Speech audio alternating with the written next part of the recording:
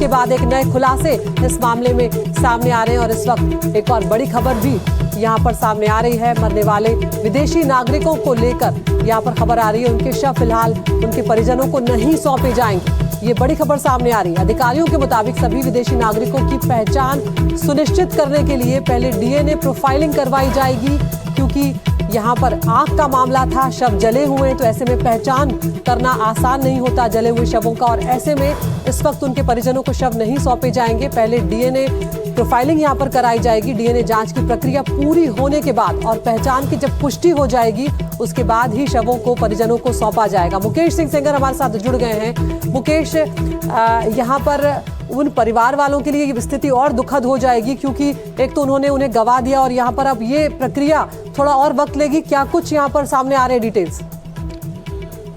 देखिए, बिल्कुल दिल्ली पुलिस इस पूरे मामले की जांच में लगी हुई है और पुलिस के मुताबिक जो विदेशी मरे हैं, जिसमें 12 लोग मारे गए हैं, उनके जो शव हैं उनकी डीएनए प्रोफाइलिंग होगी, जिससे सुनिश्चित हो पाए कि आखिर जो मरने वाला है क्या वो वही शख्स है जिसके डॉक्यूमेंट्स बरामद हुए हैं। तो पहचान सुनिश्चित करने के लिए दिल्ली पुलिस सभी 12 जो विदेशी नागरिक मारे गए हैं या जो लोग घायल हुए हैं उनकी डीएनए प्रोफाइलिंग कराएगी और प्रोफाइलिंग कराने के बाद ही उनके शव उनके परिवार के लोगों को सौंपेगी। इसमें थोड़ा वक्त जरूर लगेगा, लेकिन दिल्ली पुलिस के मुताबिक ये ऐसा प्रोसेस है जिससे कि किसी गलती की गुंजाइश नहीं रहेगी और सवाल खड़े नहीं होंगे। इसीलिए सभी विदेशी जो नागरिक हैं उनकी डीएनए प्रोफाइलिंग कराई जाएगी। जी बिल्कुल मुकेश, यहाँ पर कितना वक्त इसमें मुकेश लग सकता है इस पूरी प्रोसेस में? देखिए, लौटेंगे मुकेश आपके पास, कुछ क्षणों के लिए रोक रही हूँ, लेकिन पुलिस की शुरुआती जांच में एक और बड़ा खुलासा यहाँ पर सामने आया है। पूरी इमारत में 4 से ज्यादा एलपीजी सिलेंडर रखे हुए थे। इमारत में कमर्शियल सिलेंडर भी मौजूद थे। तो जैसे जैसे जांच आगे बढ़ रही है, ये बड़ी खबर यहाँ पर सामने आ रही है, यानी कि इमारत बहुत बड़े खतरे में थी और जिस तरह से आग फैली है इसमें ये बात भी सामने आ रही है। पूरी इमारत में 4 से ज्यादा एलपीजी के सिलेंडर थे, कमर्शियल सिलेंडर भी वहां पर मौजूद थे और हर कमरे में खाने पीने का सामान था, खाना बनाने के उपकरण रखे हुए थे। ताबिश हुसैन हमारे सहयोगी हमारे साथ ग्राउंड पर मौजूद है। ताबिश, कई खुलासे यहाँ पर हो रहे हैं और पूरी इमारत में अगर एलपीजी सिलेंडर थे तो इन्होंने खतरा, यानी कि पहले से एक तरह से खतरे को न्योता देने वाली बात थी। बिल्कुल अदिति, जैसे जैसे जानकारियां निकल कर आ रही हैं, ये एक और चौंकाने वाला मामला है कि देखिए, एक तो ऐसी इमारत जहां पर 6 कमरों की इजाजत थी, वहां पर इतनी 25 कमरे जो है करीब बनाए हुए थे और उस इमारत के अंदर भी आप देखिए कि सिलेंडर था, नीचे जो कैंटीन था या किचन था उसके अंदर कमर्शियल सिलेंडर था और जो जानकारी निकल कर आई है वो उससे भी ज़्यादा हैरान करने वाली है कि जो कमरे में जहाँ पर लोगों की रिहाइश थी वहाँ पर भी ऐसे इक्विपमेंट उनके पास थे जो खाना वाना बनाने के लिए वो इस्तेमाल करते थे, और जो ऊपरी मंजिल थी उसको लॉक कर रखा था, मतलब ऊपर जाने का कोई एग्जिट नहीं था, नीचे से आप निकल नहीं सकते क्योंकि वहाँ पर आग लग गई थी पहले से किचन के अंदर, तो कहाँ से कोई निकलेगा। और ये अनियमितताओं को लेकर फहरिस्त लंबी होती चली आ रही जैसे जैसे वक्त यहाँ पर गुजर रहा है। अब सोचिए आप, नीचे सिलेंडर होना और उसके कमरों के अंदर भी अगर कोई चीज़ है इस्तेमाल की, आप उसको जला पा रहे हैं। रंजना, हम कल भी ये बात कर रहे थे, आप भी यहाँ बता रहे थे कि आग अगर लग जाए तो क्या कोई करेगा, और कमर्शियल सिलेंडर वहाँ पर मौजूद होना, कमरों के अंदर लोगों को ऐसी चीज़ें दे देना जिससे वो खाना बना सकें, तो ये तो क्या कहें आप, आफत को न्योता देने वाली बात। बिल्कुल ताबिश, और हम और आप जब भी घरों में खाना बनाते होंगे तो एक खाने की खुशबू आती ही है। तो वहाँ पर रेस्टोरेंट संचालित हो रहा था, किसी को कानो कान खबर भी नहीं लगी। यही सबसे बड़ा सवाल है, क्योंकि जो एनओसी आप जिसका जिक्र लगातार हम कर रहे हैं कि फायर की नहीं ली गई थी, वो इस केसेस में बीएनबी में ली भी नहीं जाती क्योंकि ऐसा कोई कानूनी प्रावधान है नहीं। लेकिन आप ये समझिए कि वहाँ पर रेस्टोरेंट चल रहा था और उसके बाद वहाँ पर चूंकि वो जो शेफ है, हमारे संवाददाता रविश ने उनसे भी बात की थी और शेफ ने बताया कि जब वो खाना बनाने के लिए वहाँ पर जा भी रहे थे, अचानक से शॉर्ट सर्किट हो जाता है और उसी की वजह से आग इतनी ज्यादा बढ़ जाती है वहां पर। उसी की वजह से जो लोग रेस्टोरेंट में खाना खाने के लिए आए थे, गुरुग्राम का एक परिवार ताबिश जिसके 8 लोग इस होटल में लगे आग की वजह से अब सब खत्म हो गया। उनके पिताजी यहाँ मैक्स अस्पताल में भर्ती थे, उनको देखने के लिए वो सभी लोग यहाँ पर आए थे। रंजना, एक और अपडेट यहाँ पर दे रहे थे, देखिए एक और बड़ी खबर यहाँ पर आ रही है, आग लगी बिल्डिंग के अंदर, तो शायद लोगों को ऐसा लगा कि आग लगने की वजह से लोगों की मौत हुई, लेकिन बड़ा अपडेट यह है कि इस अग्निकांड में ज्यादातर लोगों की जो मौत हुई है वो दम घुटने से हुई है। धुआं इस कदर भर गया बिल्डिंग के अंदर कि लोग सांस नहीं ले पाए, और जो जानकारी मिल रही है छत से निकलने का रास्ता बंद था। जैसे कि मैंने आपको बताया, सबसे ज्यादा मरीज बेसमेंट के अंदर मिले हैं, बेसमेंट के अंदर कमरा बनाकर लोगों की रिहाइश थी, और तीसरी मंजिल पर सबसे ज्यादा जो लोग हैं वो मिले हैं। मुकेश, ये कितना दुखद मामला है कि एक तो इतना नियमों का उल्लंघन, ऊपरी मंजिल को बंद कर रखा है, मतलब क्या डेथ चैम्बर वहां पर बना रखा था, दम घुटने से मर गए हैं लोग। देखिए बिल्कुल तावीज़, एक तरह से जो होटल है उसको हम डैश चैम्बर कह सकते हैं, क्योंकि जो निकलने का रास्ता था, एंट्री और एग्जिट पॉइंट वो एक था जो कि बंद हो चुका था आग लगने से, और जो ऊपर का रास्ता था यानी छत का रास्ता था जो कि रूफ एग्जिट था वो भी बंद था, उसमें ताला पड़ा हुआ था, जिससे लोग छत के रास्ते भी नहीं निकल पाए। जो आग थी वो नीचे बेसमेंट से फैली और बेसमेंट से ग्राउंड फ्लोर होते हुए ऊपर तक पहुंची। और ये भी जानकारी मिली है कि उस होटल के अंदर 4 कॉमर्शियल जो एलपीजी के सिलेंडर है वो रखे हुए थे। इसके साथ में हर कमरे में खाना बनाने का सामान था और इलेक्ट्रॉनिक के चूल्हे थे, जिससे कि आग तेजी से फैली और लोगों को निकलने का मौका नहीं मिला। जब लोग निकल नहीं पाए, धुआं भर गया, तो अधिकतर जो लोग थे उनकी मौत दम घुटने से हुई। जलने से बहुत कम लोगों की मौत हुई है, अधिकतर लोगों की मौत दम घुटने से हुई है। और जो विदेशी मारे गए हैं उनमें अधिकतर लोग दम घुटने से मारे गए हैं। जी मुकेश, एक और बात यहाँ पर बताइए। देखिए इसमें अब जो नाम सामने आए हैं उसमें एक तो लवकेश है जो जिसके 3 यहाँ पर होटल थे, जिसको लेकर अब जानकारी आ रही है कि विदेश भागने की फिराक में था, और ये सब जो काम चल रहा था ये किसी और के नाम से लाइसेंस लेकर चल रहा था। होटल मैनेजर जय मिश्रा अब और एक केसर सिंह का नाम आ रहा है जो गवाह है। इन सबको कैसे पुलिस यहाँ पर देख रही है? ये जिसके नाम से लाइसेंस ने ले रखा था वो कौन था और कैसे ये बाहर भागने का इंतजाम यहाँ पर कर रहा था? देखिए एनडीटीवी को दिल्ली पुलिस के टॉप सोर्सेज से जानकारी मिली है कि जैसे ही घटना हुई, घटना के बाद तुरंत लवकेश बजाज मौके पर पहुंचा, लेकिन जब उसने देखा कि पूरा होटल जल रहा है और लोग वहां पर मारे जा रहे हैं तो डर के मारे भाग गया और पूरे दिन दिल्ली की सड़कों पर अपनी कार से घूमता रहा।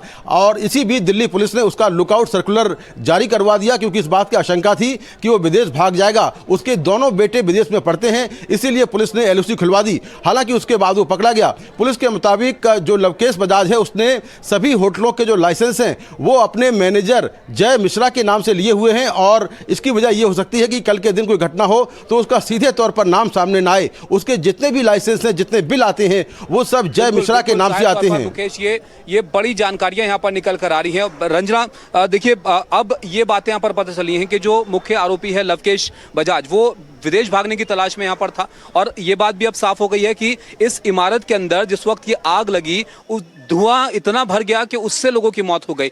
आपने यहाँ पर कल क्या देखा? क्योंकि जो हम देख रहे हैं कोने में बिल्डिंग है और जाहिर तौर पर नीचे से अगर आग लगेगी तो वो ऊपर तक ही धुआं उसका पहुंचेगा। बिल्कुल, और इसी का मैं जिक्र कर रही थी, क्योंकि वहां पर रेस्टोरेंट है और खाना बनने ही वाला था और रात में भी वहां खाना बना था, तो अचानक से शॉर्ट सर्किट होता है। और जिसका जिक्र जो थोड़ी देर पहले हमने तस्वीरें दिखाई थी, जो एकमात्र एग्जिट का रास्ता था उसको काटा गया, चूंकि वो लॉक था तो फायर ब्रिगेड की टीम के जरिए ही उसे काटा गया और वहीं से थोड़ा सा जो रास्ता बचा था जितने लोग निकल सके उतना निकल सके। मालिक का जो आप जिक्र कर रहे हैं ताबिश लवकेश बजाज, वो बड़ी खबर ये सामने आई थी कि वो उस वक्त मौजूद था जिस वक्त ये हादसा हुआ। सवाल ये भी है कि वो कैसे भाग निकला जब लोग नहीं भाग निकल पा रहे थे, वहां पर कोई और एग्जिट का रास्ता नहीं था, तो कैसे वो भाग निकला? तो आप समझिए कि कितने ज्यादा लूप होल्स हैं। और एक बार फिर से आप इस इलाके की तस्वीरें दिखा दीजिए। वो जो होटल है 10 मीटर की भी दूरी नहीं है, आप देखिए उस इलाके में वो होटल जो कि वहां पर है जहां पर आग लगी है। आप जूम करके जरा कैमरा पर्सन को बोलूंगी दिखाएंगे। और उसके बाद जो सारी नीचे की दुकानें हैं इन्हें फिलहाल बंद कर दिया गया है। तो समझिए कि एक होटल का नुकसान, कई जिंदगियों का नुकसान, और साथ ही जो कारोबारी यहाँ पर रोज अपनी दुकानें चलाते हैं उनका भी बड़ा नुकसान यहाँ पर है, क्योंकि ये जो सारी दुकानें हैं ये बंद कर दी गई है। इधर देखिए शटर डाउन है, सभी दुकानों के शटर डाउन है यहाँ पर। और देखिए यहाँ से इनको पूरी तरीके से सील कर दिया गया है। ये जो आप देखेंगे पुलिस की तरफ से ये पूरा यहाँ से लेकर वहां तक सील कर दिया गया है। तो आप समझिए कि नुकसान कितना इन छोटे दुकानदारों को भी होगा। अगर इन बिल्डिंगों पर भी आप नजर डालेंगे तो किसी भी बिल्डिंग में कहीं पर भी बिल्कुल भी गैप नहीं है। आप देखिए एक से सटी होकर दूसरी बिल्डिंग और उससे सट के दूसरी बिल्डिंग बनी हुई है। और यही परेशानी होती है कि कभी भी कोई इलेक्ट्रिक ब्लास्ट होता है या ऐसा कोई बड़ा हादसा होता है तो निकालने का कोई भी रास्ता नहीं बचता है। 2 ही रास्ते होते हैं, या तो जो मुख्य द्वार है जो कि उस होटल के केस में बंद था, यानी कि जो एग्जिट का रास्ता था वहां ताला लगा हुआ था इमरजेंसी एग्जिट पे, दूसरा लोग शीशों से खिड़कियों से कूदते हैं, और तीसरा छतों से। और इन तीनों ही तस्वीरों को कल हमने देखा जो बेहद दर्दनाक थी। आप समझिए कि एक व्यक्ति जो ऊपर टेरेस पर यानी कि छत पर फंसा हुआ था, वहां पर काले धुएं का गुबार भी था। मैं चाहूंगी कि साइड में तस्वीरें भी वो दिखाई जाएं ताकि दर्शक देखें और समझे कि किस तरीके से स्थिति बनी। लोग या तो नीचे कूदे जान बचाएं। एक और अपडेट यहाँ पर देते हैं। देखिए इसको लेकर जो जानकारियां निकल कर आ रही हैं उसमें एक और बात सामने ये आई है कि ये जो इमारत पीछे आप देख रहे हैं जिस होटल के अंदर आग लगी, लवकेश बजाज जिसने इस होटल को करीब 3 साल पहले लिया, वो बता रहे हैं उस प्रॉपर्टी को बाद में बना के और मंजिल मंजिल इसके अंदर डाली गई। पहले शुरुआत में ये जो प्रॉपर्टी थी ये यहाँ पर सिर्फ 2 मंजिला होटल हुआ करता, 2 मंजिला इमारत थी ये। उसके अंदर फिर 2 और फ्लोर बनाए गए, 6 कमरों का लाइसेंस मिला। उसके बाद 25 कमरे यहाँ पर तैयार कर लिए गए। उसके अंदर फिर किस तरह से सब रिहाइश हो रही थी ये आपके यहाँ पर सामने है। ये बड़ी अपडेट हम यहाँ पर आपको दे रहे हैं। और एक और बड़ा अपडेट आपको बता दें कि जो इसका मालिक था होटल का, सिर्फ एक इकलौता होटल नहीं है ये। इसके इधर अगर आप देखेंगे ये रास्ता यहाँ पर सीधा जाता है, सामने एक बड़ा प्राइवेट हॉस्पिटल है और इसके सामने ही पूरा का पूरा एरिया है। यहाँ पर 2 होटल्स और हैं जो कुछ इसी तरह के होटल्स हैं जिनका जो शुरुआत है, जो एंट्रेंस है वो इतनी सक्रिय है कि अगर कुछ हो जाए तो यही यहाँ पर हालात बनेंगे। मुकेश हमारे साथ है। मुकेश, देखिए ये 3 साल पहले होटल लिया गया, उसके बाद 2 मंजिल से इसको 5 मंजिल किया गया, 6 कमरों की इजाजत, 25 कमरे बना दिए गए। ये सब जब कुछ हो रहा था कोई परमिशन की जरूरत नहीं थी, किसी की निगाह इस तरफ नहीं गई कि 6 कमरे की जगह 25 कमरे यहाँ पर चल रहे हैं, 2 मंजिल की जगह 5 मंजिल इमारत बन गई है। देखिए, बिल्कुल दिल्ली पुलिस की पूछताछ में और जांच में ये बड़ा खुलासा हुआ है कि 2022 में लवकेश बजाज ने ये होटल लिया था अहलूवालिया नाम के शख्स से, और तब ये बिल्डिंग बहुत जर्जर थी, तब इसमें केवल 2 मंजिल थी। लेकिन बाद में तमाम नियमों को ताक पर रखकर इसने जो होटल है वो 2.5 मंजिल और बढ़ा लिया। हालांकि इसने 2022 में जो लाइसेंस लिया था वो ब्रेड एंड ब्रेकफास्ट स्कीम के तहत लिया था, जिसमें केवल 2 फ्लोर पर 6 कमरे हो सकते हैं और 6 कमरे ही आप किराए पे दे सकते हैं। लेकिन देखते ही देखते उसने 25 कमरे का एक बड़ा होटल तैयार कर लिया और लगातार उसमें जो विदेशी नागरिक हैं वो यहां पर आके स्टे करते थे। जहां तक एमसीडी की बात है, दिल्ली पुलिस की बात है, जो बाकी डिपार्टमेंट है, निश्चित तौर पर जो लोकल लोग हैं वो आरोप लगा रहे हैं कि ये सभी की मिलीभगत से लगातार ये होटल चल रहा था और सभी लोगों को हर महीने का एक बंधा हुआ पैसा मिलता था, जिसके चलते इस पर कार्रवाई नहीं होती थी। पुलिस के मुताबिक इस मामले में जो जय मिश्रा है, जो इसका मैनेजर है, उसकी तलाश की जा रही है। उसके नाम से सारे जितने भी लाइसेंस हैं वो लिए गए हैं। इसके पीछे क्या पूरी वजह है ये जांच के बाद साफ होगी। इसके अलावा केसर सिंह नाम का एक आदमी है जो इस मामले में काफी अहम आई विटनेस है, उसकी भी तलाश की जा रही है, उससे पूछताछ होगी। तो अभी अब से कुछ देर बाद दिल्ली पुलिस जो आरोपी लवकेश बजाज है उसे कोर्ट में पेश करेगी, जहां से 5 से 6 दिन का रिमांड उसका पुलिस मांगेगी। अब ये कोर्ट पे डिपेंड करता है, साकेत कोर्ट पे, कि कितने दिन की रिमांड वो देते हैं। जी बिल्कुल, जाहिर तौर पर पुलिस रिमांड यहाँ पर चाहेगी ताकि और चीजें यहाँ पर पता चल पाए कि आखिर इतनी अनदेखी यहाँ पर कैसे हो रही थी। मुकेश, आप रहेगा हमारे साथ, रंजना भी हमारे साथ मौजूद है। रंजना, एक और अपडेट जो है इस मामले के अंदर वो ये है कि ये जो व्यक्ति जिसका नाम यहाँ पर चल रहा, मालिक था इस होटल का, 3 होटल थे इसके। एक मिकासा, जो पीछे जरा दिखाइएगा आप कैमरे से, ये ऊपर जो इमारत है इसमें आग लगी थी, इसके ऊपर यहाँ पर लिखा हुआ है मिकासा इन, इस जगह का नाम था। और इसके अलावा यहाँ पर एक लेमन ग्रीन नाम का होटल है और एक फ्लोरिश होटल है। फ्लोरिश मेरे ख्याल से बराबर में और लेमन ग्रीन इधर पास में यहाँ पर। बिल्कुल, फ्लोरिश इन, फ्लोरिश स्टे और ये लेमन ग्रीन, जो 3 होटल संचालित कर रहा था लवकेश बजाज। आप समझिए कि उसका जो बैकग्राउंड है होटेलियर का ही है, मतलब कारोबार ही यही है। लेकिन उसने पहले यहाँ पर ग्राउंड फ्लोर पर, पहला जो कल जिस बिल्डिंग में आग लगी ग्राउंड फ्लोर पर बनाया था, उसके बाद जो इमारतें थी आगे ऊपर की वो बढ़ाता चला गया। लवकेश की जो पत्नी है उनको लेकर भी नोटिस जारी कर दिया गया, यानी कि जो पूरा परिवार है वो इसी धंधे में था।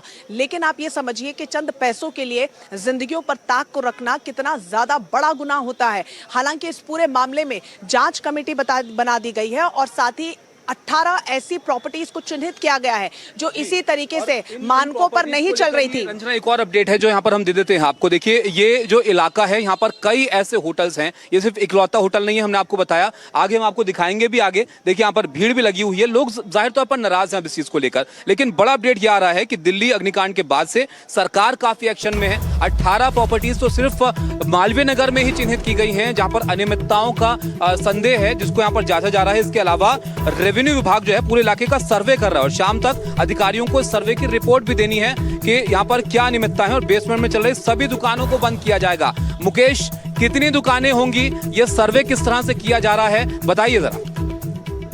देखिए, दिल्ली सरकार ने इस सर्वे के आदेश दिए हैं। कल ही जो दिल्ली सरकार के मंत्री हैं उन्होंने इस पूरे मामले में जांच के आदेश दिए थे। न सिर्फ दुकानों को लेकर है बल्कि जो इस तरह के होटल हैं जो कि ब्रेड एंड ब्रेकफास्ट स्कीम के तहत जो लिए गए हैं, जिनका लाइसेंस लिया गया है, उन सभी की जांच की जाएगी और अगर इस तरह के होटल पाए गए तो उनको सील किया जाएगा।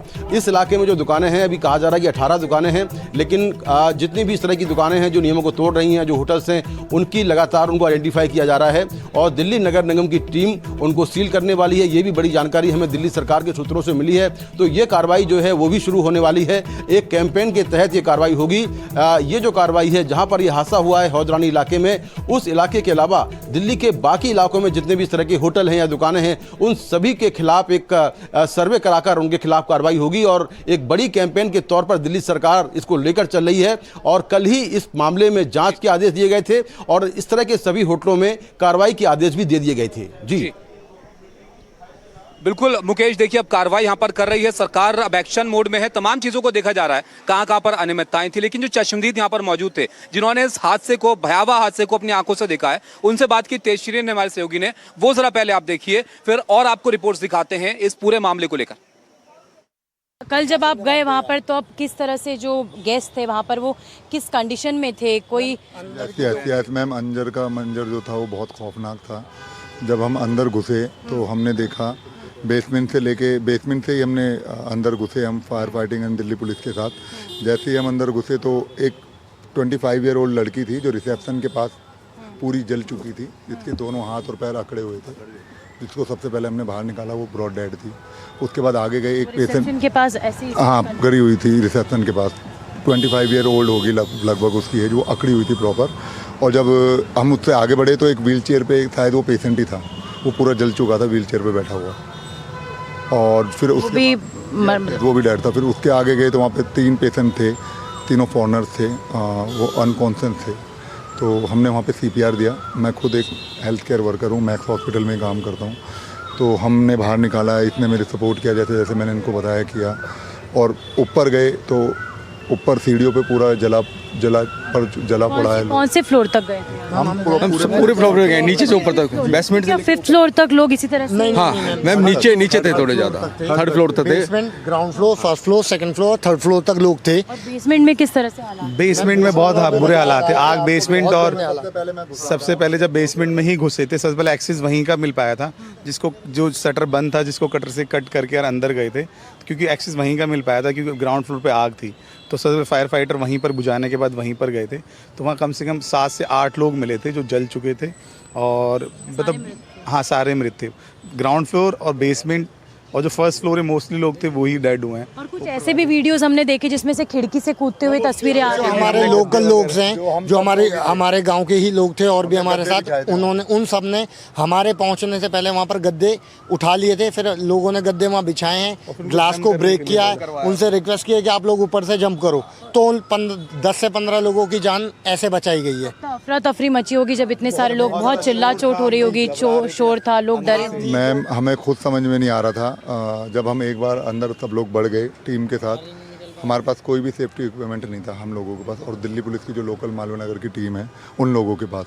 तो हम जब घुसे तो 2nd फ्लोर तक जब हम पहुंचे तो हमें ऐसा लगा कि अब हमारी ही जान खतरे में पड़ गई है। आग लगी हुई थी तब? नहीं, धुआं था, बिल्कुल धुआं था बहुत। हमने इतना वेट नहीं करा ना, जैसे ही आग बुझी उतने इमीडिएटली हम अंदर घुस गए। तो वेट करते तो ये कैजुअल्टी की काउंटिंग और ज़्यादा बढ़ सकती थी। तो आप फायर फाइटिंग ऑफिशियल्स भी थे और आप लोग? फायर फाइटिंग प्रॉपर अपनी किट के साथ थी, दिल्ली पुलिस, और हम विदाउट चप्पल में। 8 लोग भी एक परिवार के जो है वो मतलब इसमें इस पूरी घटना में उनकी जान चली गई है। आप लोगों ने कहा जी किस अवस्था? हमें इस चीज़ का बहुत दुख है। हमने इतनी मेहनत करी फिर भी लोग नहीं बच पाए, जितने बचे उतने बच गए। कुछ लोग बाथरूम में भी जाने की कोशिश कर रहे थे अपना। बाथरूम में जो लास्ट जो हमने रेस्क्यू किया है, लास्ट में हमारी टीम थी और रेस्क्यू टीम भी थी, दिल्ली पुलिस भी थी हमारे साथ। तो हमने सबसे नीचे आके ग्राउंड फ्लोर पे वॉशरूम एक खोला है हमने, वो लॉक था अंदर से। उसमें भी कोई था? उसमें तो बहुत सबसे ज़्यादा खतरनाक और मतलब इमोशनल वाला सीन वही था जहाँ पे क्या देखा? हमारे आंसू भी आ गए थे। मैं बाहर आ गया था थोड़ी देर के लिए, तो क्योंकि उसने अपनी वाइफ को, वो कपल थे, उसने वाइफ को अपनी पोर्ट पे बैठाया हुआ था और खुद एक चेयर लेके अंदर गया था, उस चेयर पे बैठ के वाइफ को हग किया हुआ था और वहाँ डेड हो गया था। तो वो तस्वीर देखी थी कि जिसपे वो, मैंने खुद वो बॉडीज निकाली हैं। फिर उन्होंने भी आके मना नहीं करा, उन्होंने भी लेके सामान वहाँ पे डाला है खुद से। देखिए चश्मदीद आपने यहाँ पर देखे, अब कुछ और आई विटनेस मेरे साथ यहाँ पर मौजूद हैं। वो लोग जो उस वक्त मदद कर रहे थे जिस वक्त ये आग इस बिल्डिंग के अंदर लगी हुई थी। यहाँ पर गद्दे बिछाने की तस्वीरें आपने देखी। हाजी कल्लू हमारे साथ हैं। आप जरा बताइए कब आपको पता चला और वो गद्दे लेकर आप यहाँ पर कैसे पहुंचे? मेरा छोटा ये पार्क जो है मेरे फादर के नाम से है, हाजी अब्बास पार्क। मेरा छोटा बेटा यहाँ वॉक कर रहा था, उसने मुझे बताया कि पापा यहाँ आग लग गई है इस होटल में। मैं तुरंत जैसे ही आती मैंने डिशू वालों को फ़ोन किया, मैंने कहा सप्लाई डिस्कनेक्ट कर दो। और रजाई गद्दे सामने थे रियाज भाई के, तो उनके यहाँ से रजाई गद्दे लेके हमने वहाँ बिछा दिए। उसके बाद MLA साहब को मैंने फ़ोन किया, SDA में रहते हैं सतीश उपाध्याय जी, उन्होंने 15-20 मिनट में वो यहाँ आ गए हैं और पूरा अमले को रास्ते में ही अलर्ट करते हुए आए। हॉस्पिटलों में चेयरमैनों को सबको इनको उन्होंने बोला। जब ये गद्दे आप वहाँ पर बिछा रहे थे तो ऊपर खिड़कियों में से लोग मदद के लिए गुहार कर रहे थे, क्या आपने देखा वहाँ पे? मदद के लिए चिल्ला रहे थे, लेकिन क्या था कि इसकी जो लेफ्ट साइड की खिड़कियाँ थी उनमें भी बाहर से जाली लगी हुई थी, बड़ी मुश्किल से जालियाँ टूटी हैं। ये भी है। आप लोग चश्मदीद, आप वहीं मौजूद थे ना, कल भी मैं यहाँ पर सारा दिन थी और बहुत लोगों से मैंने बात की। उनका ये कहना था कि सबसे पहले मदद पहुंचाने वाले आप लोग ही थे। जो फायर ब्रिगेड थी, जो अधिकारी थे, वो सब कितनी देर में आए, किसने कॉल लगा? मैं आपको बताता हूँ, यहाँ पर एक कज़न है वसीम और फादर साहब हैं, इन्होंने, और MLA साहब का बहुत बड़ा रोल है, क्योंकि जब इन्होंने कॉल की तो 15 मिनट में यहाँ आ गए और उन्होंने गाड़ी में बैठने के बाद ही फायर ब्रिगेड वालों को कॉल कर दिया था। तो फायर ब्रिगेड, दिल्ली पुलिस, ये सब ऑन टाइम यहाँ आ चुके थे।